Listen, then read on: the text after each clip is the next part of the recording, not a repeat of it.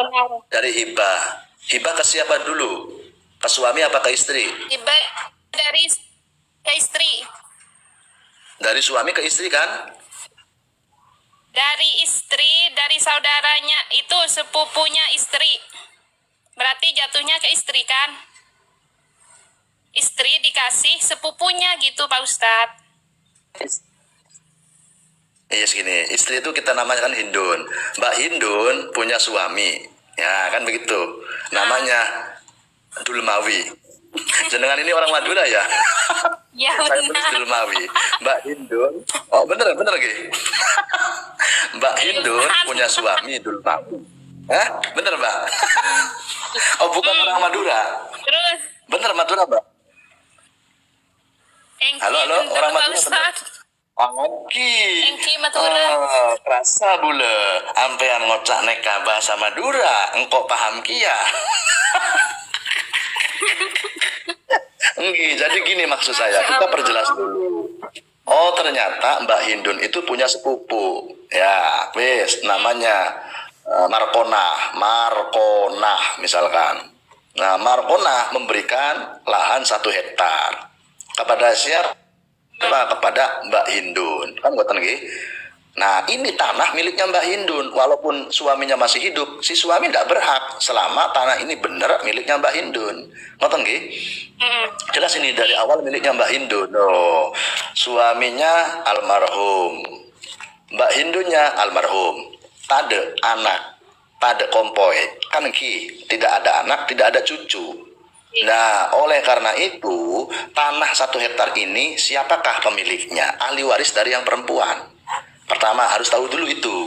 Wes, ahli waris dari perempuan itu siapa? Misalkan bapaknya, ibunya, saudarinya, saudaranya yang perempuan ini yang berhak mendapatkan waris. Nah kan ceritanya begini, tanah ini diminta, boleh ndak sama keluarga dari pihak suami? Jawabannya tidak boleh, karena mereka bukan ahli waris. Jelas Mbak Nggih? Jelas. Halo? Nah jelas Bun, nggak boleh nih. Iya, jelas. Kenapa? Kamu tidak punya hak. Nah terus dia punya saudara 2 namanya Materdam sama Matanjar misalkan nih.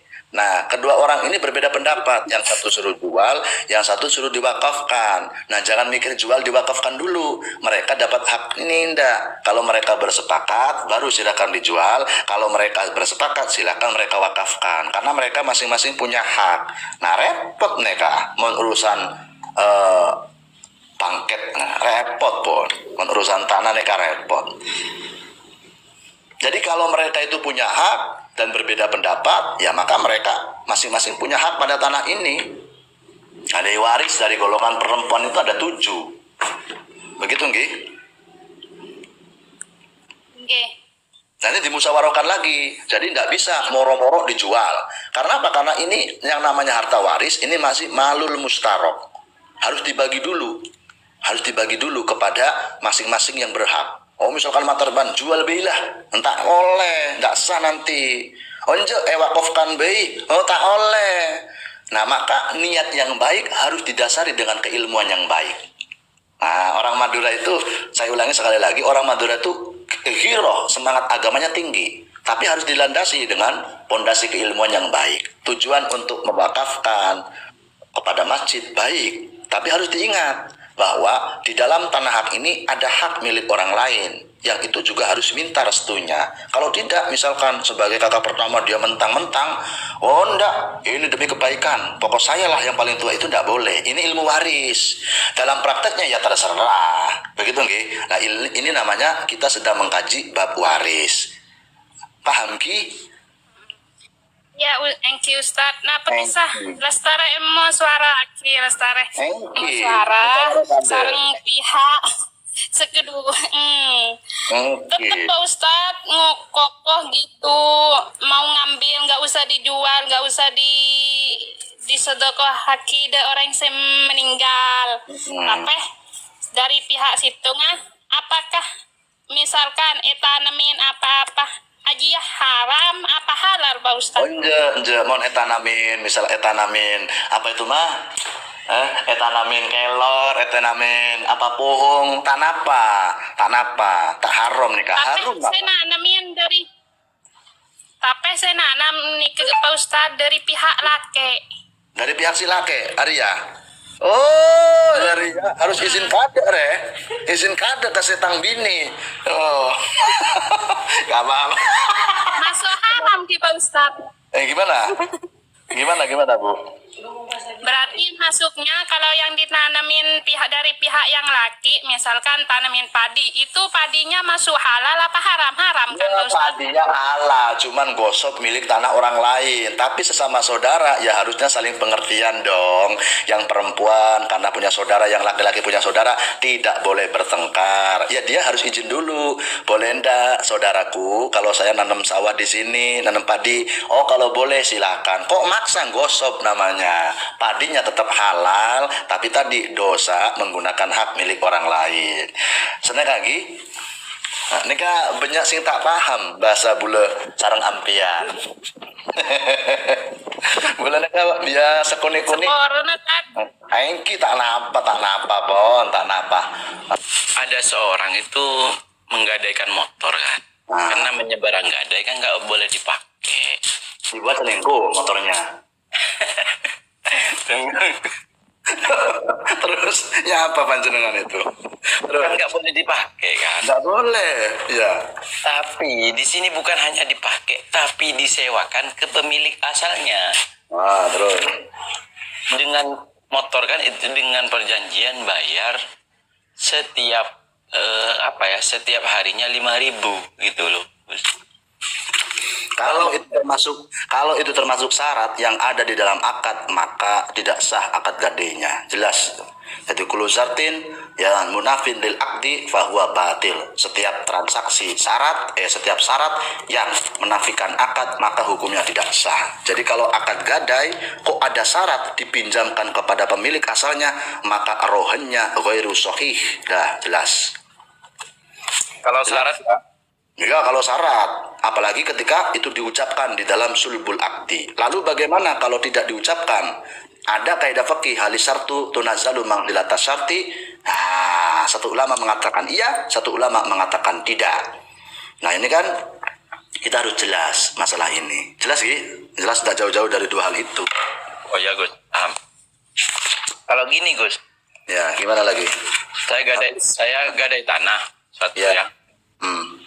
Terus sama saya itu karena ya lama gadainya ke saya mungkin 10 tahun katakanlah gitu kan. Terus saya tanamin pohon jati. Sama saja seperti hukum tadi. Ya kan? Maka tadi saya katakan. Ya. Haknya nanti pohon jatinya itu punya siapa Gus gitu kan. Kalau jagung kan ya ditanamin kan seumur jagung 100 hari udah selesai kan. Ini pohon jati kalau 10 tahun udah besar. Terus hari itu orangnya mau menebus kembali. Makanya saya jelaskan begini. Dalam rohin itu kan kita mengenal istilah rohin, Lahir. murtahin, Marhun. dan marhun B. Marhun ya, marhun itu malul mustarok. Makanya tidak boleh dijual, tidak boleh dipakai ini sama ini. Barang yang digadaikan itu kepemilikannya masih dua orang. Nah sehingga kalau murtahin menggunakan marhun, hukum asalnya tidak boleh. Tapi kalau sudah diizinkan oleh rohin, maka segala yang didapatkan dari marhun ini miliknya murtahin. Udah selesai itu. Malul mustarok, murtahin tidak boleh menjual, rohin tidak boleh memanfaatkan ataupun menjual. Tapi kalau murtahin mau memanfaatkan bagaimana? Nah, hukum asal kan tidak boleh menggunakan barang gade. Kan begitu ya? Ya Gus. Umumnya di Indonesia malah ditanami. Bahkan sampai tanam padi banyak. Rohinya iri dong.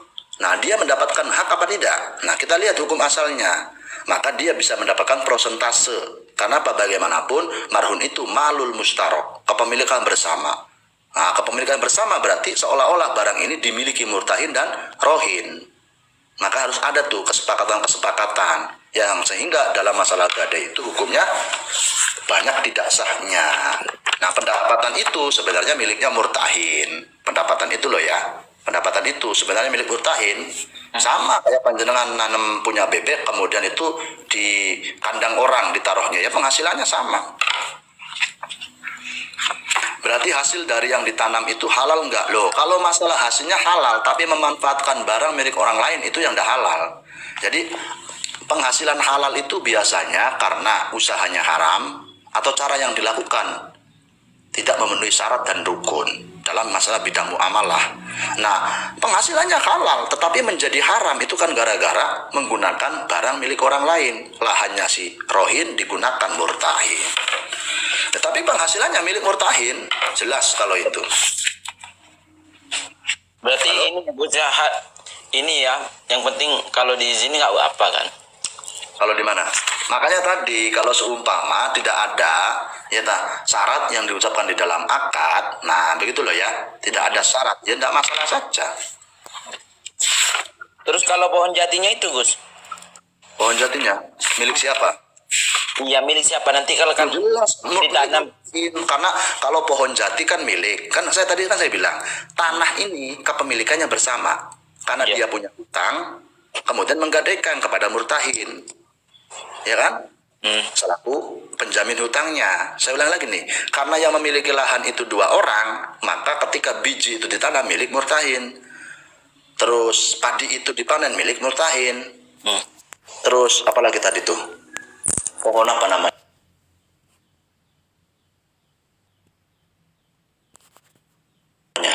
Pohon jati itu juga milik murtahin. Iya. Pohon jati pas ditebus, Bos. Kan kasusnya gini kan kejadiannya itu. Pas ditebus, dia tetap ya ini kan pohon jati ini kan. Nggak mungkin ditebang langsung. Tapi sudah tebus ya kepikiran orangnya. Ini kan saya yang tanam bukan punya kamu kan gitu. Ini murtahin menebus ke sini. Iya. Atas nama apa? Atas nama suluh kalau kayak gitu. Nah, jadi uang tebusan dari murtahin yang diberikan ke rohin atas nama suluh. Seharusnya dia tidak wajib. Jelas? Berarti semua yang ditanam asal yang tanam baru itu berarti ini ya, Gus? Milik murtahin kan?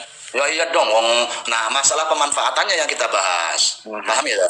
Hasilnya tetap milik murtahin. Saya punya sapi. Saya punya bebek. Saya gunakan sawah sampean sebagai kandang saya. Ya, bebek itu milik saya semua. Penghasilannya juga milik saya. Nah, begitu kan? Ya, Gus. Yang tidak boleh itu memanfaatkannya. Tanya, monggo. Kalau selingkuh kan nggak boleh ya Ustadz, bener nggak? Nggak boleh Pak, haram itu. Iya, tapi Neraka kalau itu sudah. misalnya nih, misalnya teman kita tahu teman kita tuh selingkuh, itu tuh lebih baik kita menutupi itu atau kita kasih tahu sama istrinya ya Ustadz. Soalnya nih ya Ustadz, tiap hari kita ngelihat mereka selingkuh itu kan ngebosenin loh Ustadz. Iya, apalagi kan jenengan yang ada dalam posisi itu ya Mbak. Misalkan diselingkuhi kan sakit Mbak, tak berdarah loh Mbak sakitnya. Terus pertanyaannya? Jadi jalan terbaiknya tuh gimana ya Ustadz? Apa melaporkan ke pihak istri? Iya, apa atau didiamkan saja begitu? Iya, atau diemin aja soalnya udah dikasih nasihat nggak mempan juga. Oh ini mbak ada hadis bunyi gini, man ro'a minkum mungkaron ayo fal yughayir biyadi. Nih mbak, jenengan ini dawuhnya Kanjeng Nabi ya mbak, bukan dawuh saya. Siapa orang melihat kemungkaran maka rubah kemungkaran itu dengan tangan panjenengan. Kalau ada orang yang berselingkuh di tempat kerja, padahal yang perempuan itu bukan istrinya, yang suami itu, yang laki-laki bukan suaminya, maka ini namanya kemungkaran yang wajib harus dihanguskan dari muka bumi ini. Apalagi itu urusan percintaan dalam tanda kutip perselingkuhan, mengkhianati cinta istri, mengkhianati cinta suami, hukumnya wajib kita hilangkan. Dengan cara apa? Labrak. Kalau sampean tidak berhenti selingkuh, saya beritahu istri sampean atau suami sampean. Nah itu, pancet selingkuh, kasih tahu aja mbak. Tuman itu mbak, kapok itu mbak, tuman mbak. Tapi perlu diingat, kalau perselingkuhan ini di luar hubungannya mbak. Yang ada orang berselingkuh itu sebenarnya ini laki-laki nih. Ini laki-laki, ini perempuan. Ternyata sudah nikah, nikahnya nikah siri. Yang jenengan tidak boleh untuk taghyirul mungkar. Caranya tidak boleh begitu, paham ya? Iya. Jenengan kan sebel apa enggak, Mbak? Saya tanya, sampean sebel apa enggak kalau ada orang selingkuh itu?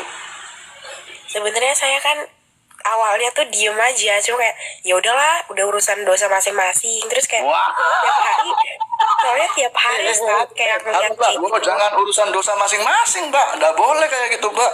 Jadi gini, maksud saya begini, tinggal jenengan lakukan caranya. Boleh panjenengan, urusan itu urusan masing-masing boleh. Tapi bagaimana kalau yang berselingkuh itu atasan panjenengan? Kemudian istrinya itu tersakiti dan tidak tahu. Ya kan, mau mengabarkan sulit, mendiamkan dosa, bagaimana? Ya kalau sudah jalurnya nasihat, baru jenengan biarkan, baru boleh tuh.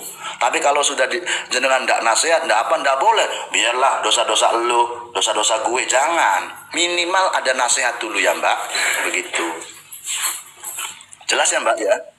Iya jelas Ustaz. Misalkan- Boleh satu lagi nanya. Boleh. Jadi ini berarti Mbak jenengan sudah ngerti pekelor Mbak? Saya belum pernah tahu nih. Tahu ya pekelor? Mbak? Apa ya? Nggak tahu. Pekelor itu Mbak, perebut laki orang. Pelakor. Oh nggak tahu. Pelakor. Cuma kan kita cuma nonton apa ya? Maksudnya kan dia udah punya istri nih Ustaz. Terus kayak tiba-tiba ngelakuin kayak gitu loh Ustaz. Dan itu Loh, tuh kayak gitu tuh gimana? Kayak gitu Tiap- tuh dijelaskan. Kayak gitu tuh gimana maksudnya? kayak misalnya nih ya kan dia udah punya istri terus kayak dia tuh ngobrol bareng gitu kan, ngobrol bareng terus habis itu tuh, dan paling parahnya lagi tuh mereka tuh udah ngelakuin zina loh Ustaz. Itu wajib dipanggil FPI, wajib itu Mbak, lapor ke FPI wis kalau nggak berani ya. Jadi ya saya kadang-kadang setuju dengan FPI itu, karena kadang-kadang ada sesuatu yang jelas nyata haram di depan kita, kita diam saja sebagai orang muslim. Nah saya nggak anti sama FPI, itu nggak anti walaupun orang NU, tapi ada beberapa yang memang tidak cocok. Nah sekali lagi saya tegaskan, kalau sudah ada perselingkuhan yang sampai menjerumus kepada kemungkaran, wajib kita untuk melakukan aksi izalatul mungkaroh, menghilangkan kemungkaran dengan caranya masing-masing. Bisa dengan memberikan nasihat atau melaporkan kepada pihak si istri. Tapi mohon maaf, kalau panjenengan, mohon maaf loh ya, kalau panjenengan Mbak dengan melaporkan ke pihak istri, nyawa Anda terancam, jangan. Paham nggih? Ya. Misalkan Anda akan dipenjara, jangan. Sekali lagi saya tegaskan bahwa dalam melakukan amar makruf nahi mungkar itu ada tata caranya. Kalau Anda bukan orang yang memiliki powerful, hanya sekedar pegawai saja, lalu kemudian Anda melaporkan kepada pihak istri dan Anda akan diintimidasi misalkan oleh pihak suami tadi tanpa ada bantuan dari si istrinya suami yang sah, maka Anda tidak boleh. Lebih baik diam. Tapi kalau Anda berani dan Anda tidak siap menanggung segala resiko karena kasihan kepada yang suaminya, monggo dilaporkan Mbak. Itu yang bagus. Minimal panjenengan memberikan nasihat kepada kawan yang melakukan perselingkuhan di kantor, bahkan sudah sampai kepada hubungan zina. Jelas itu Mbak. Malah nanti jenengan bisa tidak mendapatkan berkah karena membiarkan kemungkaran. Begitu ya Mbak? Jelas ya Mbak? Gitu. Jelas Ustaz. Jelas dong. Boleh nanya satu lagi? Boleh. Buat Mbak Maharani boleh ini karena penanya yang paling unik. Nanti saya kasih kado Mbak, nanti buat panjenengan. Tanyanya di luar konteks dan konteksnya Iya itu. Ustaz, kan kalau rezeki itu kan harus halalan barokah kan, yang halal dan berkah. Nah Habib gimana Ustaz caranya biar kita tuh tahu nih rezeki yang berkah tuh gimana sih Ustaz? Soalnya namanya uang tuh tiap hari habis mulu Ustaz. Itu apakah bisa dikategorikan berkah? Ini bahas apa ini Mbak? Nggak ngerti saya Habib Rizik sama berkah. Gimana Mbak? Rizki Gus. Iya, Oh Rizki. Sampai yang ngomongnya Rizik. Gitu. Rezeki. Soalnya Gitu. kekecilan Ustaz. Iya kekecilan suara jenengan. Saya ulang ya Ustaz. Serak-serak Mbak, serak-serak basah kan begitu. Menghanyutkan jadinya. Gimana? Oke. Lah, oh dia Mbak, gimana Mbak? Jadi bentar dulu Ustaz. Iya. Jadi gini kan rezeki itu kan harus yang halal dan berkah. Iya. Ustaz, Betul dong. Masa harus yang haram dan gimana? Mm-mm. Gimana cara kita tuh tahu kalau misalnya rezeki ini tuh berkah loh? Oh Soalnya gampang. kalau misalnya Gampang itu kita Mbak, gampang. Saya kasih tahu Mbak. kalau misalnya Ustaz, Iya. kalau misalnya tiap hari rezeki yang kita, maksudnya kayak misalnya dalam bentuk uang yang kita pakai itu selalu habis, itu tuh apakah bisa dikategorikan tetap berkah? Berkah Atau dong. gimana ya, Ustadz? Oke, siap, saya jawab itu. Bagaimana kita tahu uang yang jenengan miliki berkah ataupun tidak? Sekarang saya tanya kepada Mbak Iya Maharani. gitu. Mbak Maharani, halo. Iya. Iya, iya Ustadz. Iya, panjenengan kalau gajian itu tanggal berapa? Akhir bulan. Iya, ini kan akhir bulan ini, Mbak. Ini sudah akhir bulan ini, Mbak. Tanggal 1, Ustadz. Oh, tanggal 1. Ya, awal bulan berarti itu. Iya. Nah, Kan udah ciri-ciri. akhir penutupan. Iya, berarti sudah gajian? Belum? Belum, Ustadz. Belum gajian. Oke, nanti kalau sudah gajian ngaji di sini lagi ya. Kalau jenengan pengen tahu gajian Anda berkah, caranya cuma satu, terbangkan mawar di sini atau lemparkan paus. Itu walaupun Anda habis, karena habisnya digunakan untuk sedekah, itu uang Anda barokah walaupun setelah itu Anda tertatih-tatih. Jadi begini ya, Mbak. Uang berkah itu ada dua maknanya. Uang berkah itu bukan uang yang tidak pernah habis, tapi uang yang habisnya untuk kebaikan itu uang berkah. Contoh, panjenengan gajian, Anda sisipkan untuk membantu anak yatim piatu. Misalkan jenengan gajiannya 5 juta, saya mau ngasih 500 kepada anak yatim dan piatu yang terdekat ataupun yang di panti, monggo. Itu tanda gaji panjenengan barokah kerjanya. Yang kedua, ada peningkatan dalam ibadah panjenengan. Ini kan masalah uangnya ya, Mbak. Tadi kan masalah uang ini disedekahkan baik kepada yatim piatu, masjid, madrasah, atau diberikan kepada orang tua. Kalau saran saya lebih baik panjenengan memberikan gift kepada orang tua. Jadi kalau summa panjenengan gajinya 5 juta, mau dikasih kepada orang tua 500, itu sudah barokah besar sekali, barokah full. Tambah di sini full barokah. Kenapa? Karena membantu kepada orang yang bersedekah.